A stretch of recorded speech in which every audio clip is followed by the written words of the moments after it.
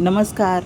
Recipe सफर चॅनेलवर मी गीता तुम्हा सगळ्यांचं पुन्हा एकदा खूप खूप स्वागत करते. या भागात आपण बघणार आहोत उडीद आणि मुगाचे अर्धा किलोचे अगदी परफेक्ट प्रमाणात पापड. बघू शकताय तुम्ही, तळल्यानंतर अजिबात लाल पडत नाहीत आणि अगदी खुसखुशीत खमंग होतात. खूप जणींना खूप कमी प्रमाणात पापडाची रेसिपी हवी असते, तर त्यांच्यासाठी अतिशय सोप्या पद्धतीनं उडीद आणि मुगाच्या पापडाची रेसिपी आपण बघणार आहोत. व्हिडिओ स्किप न करता शेवटपर्यंत बघा.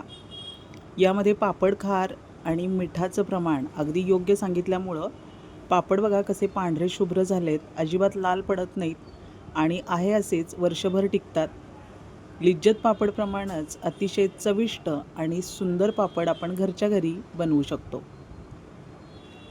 कितीही वेळ तळले तरी बघा अगदी पांढरा शुभ्र पापड तयार आहे. कसे बनवायचे बघूया. अर्धा किलो पिठासाठी पाव लिटर पाणी उकळून घ्यायचं आहे आपल्याला. यामध्ये आपण मसाल्याचं पाणी तयार करतो आहे. तर कसं बनवायचं ते लक्षपूर्वक बघा, म्हणजे तुमचे पापडसुद्धा असेच पांढरे शुभ्र तयार होणार आहेत. पाण्याला उकळी आल्यानंतर त्यामध्ये कुटलेले मिरे टाकायचे. आता अंदाजे कुटले होते मी, किती होतात ते बघूया. मीडियम साईजचा चमचा आहे हा नाश्त्याचा. 1.5 चमचा मिरे भरलेले आहेत. तुम्हाला जर 2 किंवा 2.5 चमचे टाकायचे असतील तरीसुद्धा टाकू शकता. 1 चमचा मीठ टाकले, पण 1.5 चमचा मीठ टाका, कारण BP पेशंटसाठी मी मीठ कमी टाकले. त्यानंतर पापड खार मोजूया. पापड खार अगदी काटेकोरपणानं मोजून टाका, कमी किंवा जास्त टाकू नका, पापड लाल पडू शकतात. आता याच चमच्यानं पूर्ण 2 चमचे भरून मी पापड खार टाकला आहे. वजनी याचं प्रमाण 12 ग्रॅम आहे. याच्यापेक्षा जास्त पापड खार अजिबात टाकू नका. मसाल्याच्या डब्यातल्या छोट्या चमच्यानं, लहान चमच्यानं 1 चमचा हिंग टाकायचं आहे. आता पुन्हा नाश्त्याच्या चमच्यानं 2 चमचे तेल टाकायचे. आता हे पाणी आटवायचं नाही किंवा शिजवायचं सुद्धा नाही आहे. फक्त पाण्याला उकळी येऊ द्यायची, म्हणजे मसाले एकजीव होतील. हे पाणी जर तुम्ही व्यवस्थित लक्षपूर्वक बनवलं तर पापड अतिशय खुसखुशीत आणि मजेदार बनतात. या पद्धतीनं नक्की बनवून बघा पापड. यासाठी तुम्ही फक्त उडीद डाळीचं प्लेन पीठ वापरू शकता किंवा मग फक्त मूग डाळीचं पीठ वापरू शकता. पण मी दोन्ही पीठं पाव किलो घेणार आहे आणि अर्धा किलोसाठी हे अगदी परफेक्ट प्रमाण आहे. चांगली उकळी आली आहे आणि मसाले एकजीव झालेत. आता हे पाणी आपल्याला फॅन खाली ठेवून थंड करून घ्यायचं आहे. अगदी थंड करून घ्यायचं आहे. गरम असताना अजिबात पीठ मळायला घेऊ नका.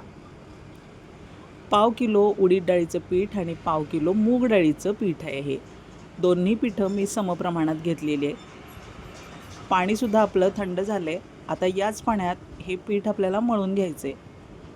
याच्यापेक्षा दुसरं कुठलंच साहित्य आता लागणार नाही आहे आपल्याला. या पाण्यात पीठ व्यवस्थित घट्ट मळून घ्यायचं आहे.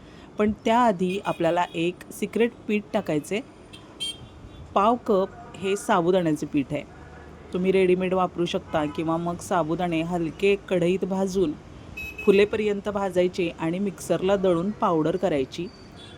अशा पद्धतीनं हे पीठ तुम्ही नक्की टाकून बघा पापडामध्ये.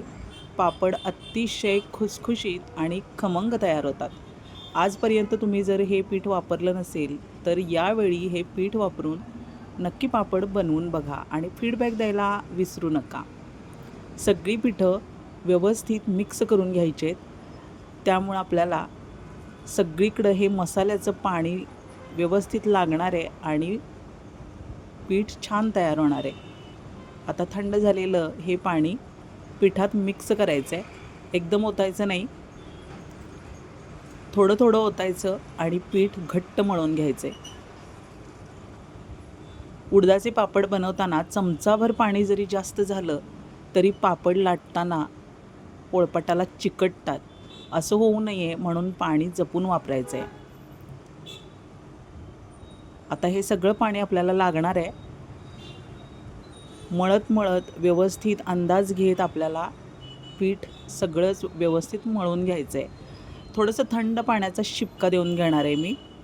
ते सगळं पाणी लागलेलं आहे. शिवाय 2 चमचे पाणी एक्स्ट्रा लागलेलं आहे, थंडच वापरायचं आहे. आता हा पाण्याचा कप मी बाजूला ठेवून देणार आहे.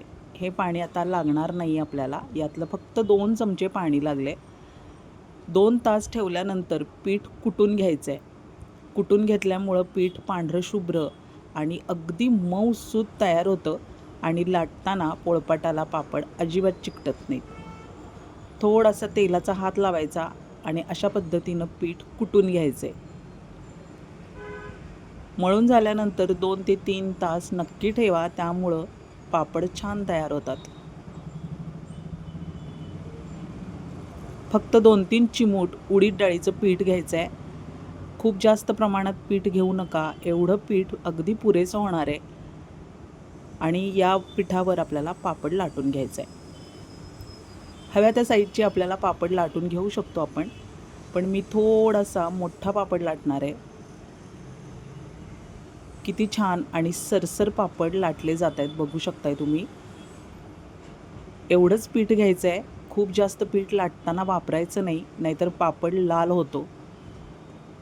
पापड खाऱ्याचं प्रमाण जर जास्त घेतलं तरीसुद्धा पापड तळताना लाल पडतो. खूप कडक उन्हात पापड वाळवले तरीसुद्धा पापड तळताना लाल पडतो. तर ही सगळी काळजी घ्या आणि उडीद डाळीचे असे सुंदर छान पापड तुम्ही यावर्षी बनवून बघा. हव्या त्या साईजमध्ये आपण लाटू शकतो हा पापड बघा. थोडेसे सुकले की पापड असे एकावर एक ठेवायचे, म्हणजे ते वाकडे तिकडे होत नाही. सुकून तयार आहेत. फक्त तासभर वाळवल्यानंतर पापड अतिशय सुंदर पद्धतीनं वाळलेले आहेत. आता आपण तळून बघणार आहोत यातले पापड. आधी लिज्जत पापड तळून बघूया, म्हणजे तुम्हाला कळेल की लिज्जत पापडसुद्धा खूप जास्त वेळ तळला तरीसुद्धा लाल पडत असतो. आता असाच रंग आपल्या पापडाला सुद्धा येणार आहे. व्हिडिओ स्किप न करता शेवटपर्यंत बघा. बघा अशा पद्धतीनं आपण आत्ताच लाटलेले पापड तळून घेतोय. अशा पद्धतीनं नक्की बनवून बघा हे पापड. तुमचे पापडसुद्धा असेच सुंदर आणि खुसखुशीत तयार होणार आहेत. व्हिडिओ आवडला असेल तर लाईक जरूर करा आणि हाईप द्यायला विसरू नका.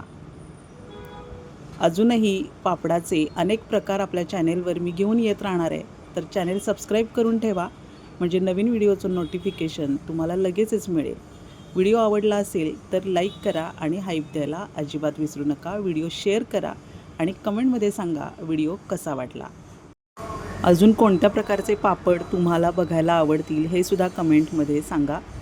तो व्हिडिओ अपलोड नक्की करीन मी. बघा लाल न पडता पापड तयार आहेत. पुन्हा भेटूया पुढच्या भागात. धन्यवाद.